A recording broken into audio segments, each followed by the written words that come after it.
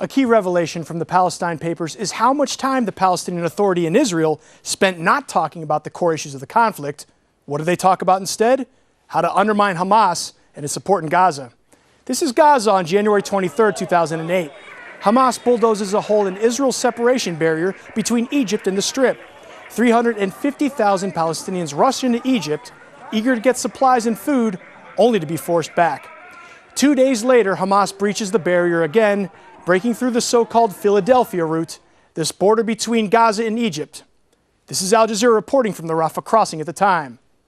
The anger and frustration among the crowd is really building, and we've seen it erupt a number of times over the past hours. Palestinians here have had a taste of freedom for a few days, and to have that taken away is almost unbearable. Now, a little more than a week after what you just saw, Ahmed Correa, the head of the Palestinian delegation, sat down with Israel's foreign minister, Tzipi Livni. They were at the Sheraton Plaza Hotel in Jerusalem, and the issue of the border breach comes up. Here's what they had to say. Did the opening of the borders appear to be a victory for Hamas? Yes, they appear to have ended the siege. The Egyptians don't do enough, and we're sure they can do much more. What can you do about Philadelphia crossing? We're not there. You've reoccupied the West Bank, and you can occupy the crossing if you want.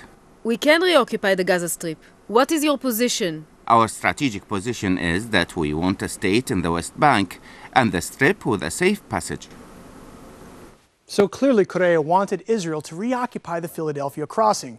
But was he really hinting the Israelis reoccupy the whole Strip as well? 3 years after a successful campaign forced them out? He avoids a straight answer to Livni's direct question, but the impression of an invitation is there. Now, at that point, 1.6 million Gazans were free to an extent from the horrors of a full Israeli occupation.